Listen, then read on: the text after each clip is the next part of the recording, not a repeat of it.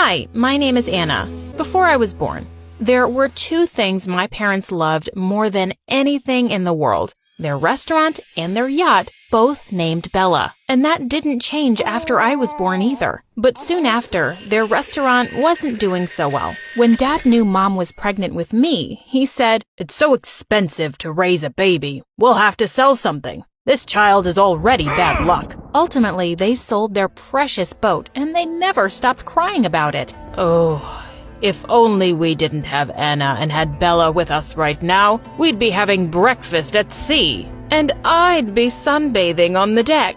Having a child just ruins everything. They never celebrated my birthday, but when I was turning 5, they decided to have a party and called all their friends. When I ran to the table excitedly to look for the cake, I felt confused. "Why does this say, 'Happy birthday, Mom'?" "Because I gave birth to you on this day.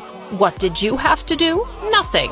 It was a really boring party because there were no presents for me and nobody was paying me any attention. Instead, they all wanted to talk about their fancy new yachts. My parents were so embarrassed because they didn't have anything to talk about. Later that evening, Dad said to me, "I wish we'd put you up for sale instead of my boat." That same year, my little sister was born. And on the same day, Dad unexpectedly found an oyster washed up on the beach with a rare gray pearl inside. He sold it for $50,000, and the money really helped them make things better at the restaurant. "What a blessing this baby girl has been for us. She's brought us such good fortune." And because of that, my parents decided to name her Bella, like everything else they truly loved. "We love you so much, Bella. We tried with Anna, but it's easier to love you because you're just so perfect." They made me do all the chores around the house while they drooled over the new baby. I even had to change her stinky diapers because both my parents refused to. After a few weeks, they got really busy at the restaurant, and I was left in charge of Bella most of the time. I'd feed her, bathe her, rock her to sleep. I started teaching her my name. "Anna," I'd point to myself. Bella would just look at me, and then she'd laugh and clap her little baby hands. But things changed forever when Bella turned 1. My parents came home from work one night, and Mom started yelling at me for not having dinner ready. "You own a restaurant. Can't you just eat there?" "We sell that food, you moron. What should I expect from someone as stupid as you?" "I guess we'll just go eat out somewhere. Come on, Bella." But Bella didn't want to move. She slapped my mom's hand away and started to cry. With her little toddler fingers, she pointed at me. "Anna!" My parents looked shocked. Bella had just said her first word, and it was my name. "Anna! Anna! Anna!" "What have you been teaching her?" Mom was so mad that Bella's first words weren't, "I love you, Mom and Dad, and I hate Anna." Dad picked her up, but Bella kept kicking and screaming for me. "Fine, we'll bring your stupid sister." I walked out with them, and Bella stopped crying. She smiled at me, and I smiled back. After that, Bella always had my back, and I always had hers. When I was in the 3rd grade, my parents took Bella to a boat show. They left me behind to clean the house, of course. When they got home, Bella ran to me and gave me a present. I was so touched. "I love you, Anna." It was a little red toy boat. I hugged her tight. When Bella turned 4, she had a phase where she wouldn't eat anything except hot dogs and ketchup. Her favorite part was when I squirted ketchup all over the hot dogs. "Ready, Bella? Ketchup party!" The funny fart noise the bottle made always made her laugh like crazy. When summer break was over and I went back to school, my parents had to hire a babysitter for Bella. One day when I got back, I could hear screams from one of the rooms. Just then, Bella came running out, holding a ketchup bottle and squirting it everywhere. "Ketchup party!" Behind her, the babysitter came out, drenched in ketchup from head to toe. "That's it! I quit!" Just as she was storming off, my parents walked in looking horrified at the mess. "What on earth is Bella doing?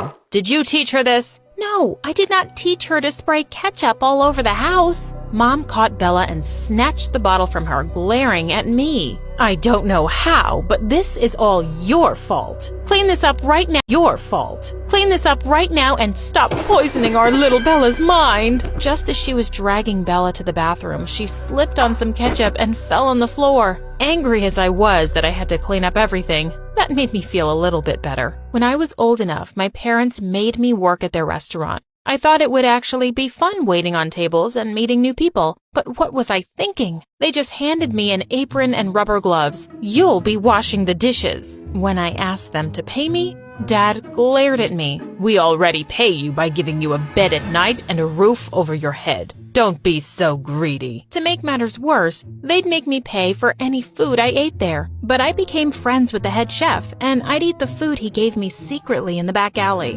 One time, he came out to hand me a bowl of mac and cheese, and just then, we heard someone coming and he dove behind the garbage can. It was Dad. Where did you get that, Anna? I took it out from the garbage. Do you want some? He looked absolutely disgusted and was about to walk off when he spotted the chef. I knew it was you. Thief, you're fired. Of course, a few years later, when Bella started working at the restaurant, Mom and Dad got her the cutest uniform and let her greet the guests as they walked in. The restaurant is named after her. She should be the face of it. No, you named her after the restaurant and your stupid boat. Oh, my boat. Every time I look at you, I miss that boat. Now get back to work. Of course, Bella could order anything off the menu, but she still always had my back and she'd sneak me half her meal. One night when I was eating lasagna at the back of the kitchen, Dad suddenly walked in and he accused me of stealing. As he snatched my plate away, Bella came running in. I gave it to her, Dad. She works hard and she deserves it. No, she doesn't, Bella.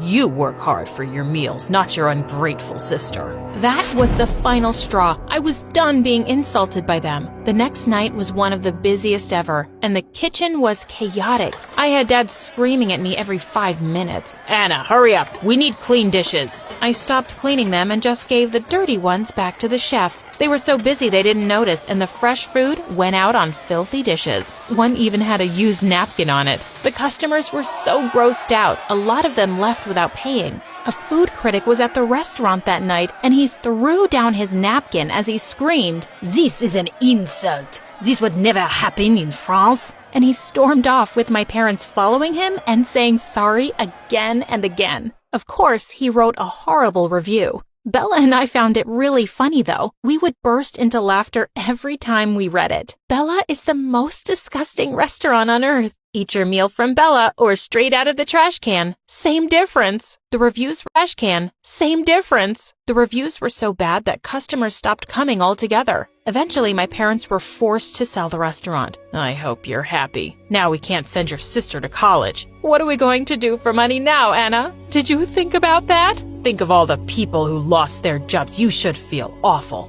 But no one lost their jobs, Dad. Everyone got rehired by the new owner. In fact, I'm also still working there, and I got a raise. I skipped off before Dad exploded. I knew I wanted to go to college, and living by the sea had always made me want to study marine biology. I got a loan, worked part-time, and put myself through college. I graduated at the top of my class and got a research job. I would spend days at a time out on the water, and I loved it. With the money I'd saved up from work, I eventually bought a cute sailboat. I could see my parents turning green with envy. I offered to take them around for a spin, but they refused to go with me. When Bella hopped onto the boat excitedly, she asked, "Have you named it yet?" "No, but what do you think about the Annabella?" Her face lit up. I really like that. And just like that, the Annabella set sail for the first time. A few days later, Bella came to me with a poster. "We should enter this contest." It was a sailboat race coming up in a few weeks, and there was a grand prize of $100,000. You think we can win? I know we can.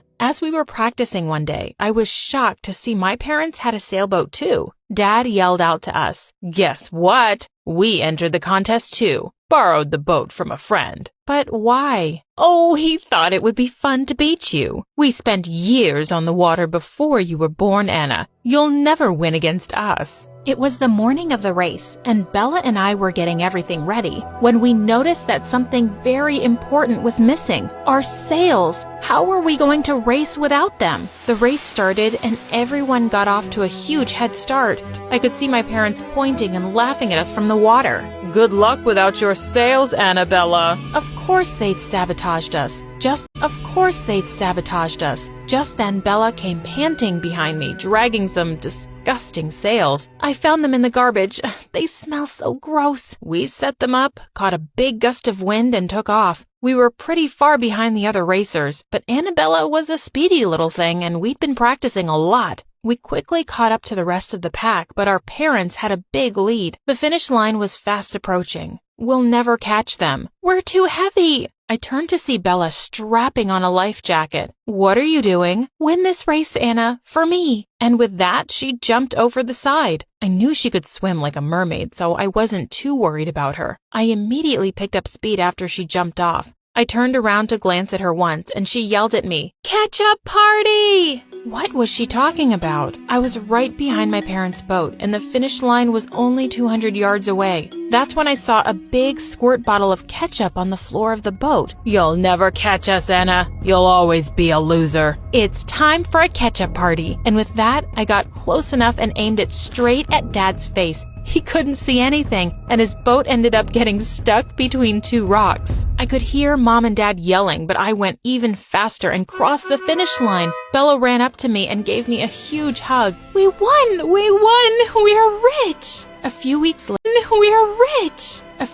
later, the Annabella and its victory was trending on the internet. We were invited to race all over the world. Eventually, we bought a bigger boat with our winnings. And even though my parents had always been so mean to me, I bought them a boat too, to make up for the one they'd sold all those years ago. And I keep the red toy boat Bella got me as a present right by the wheel at all times.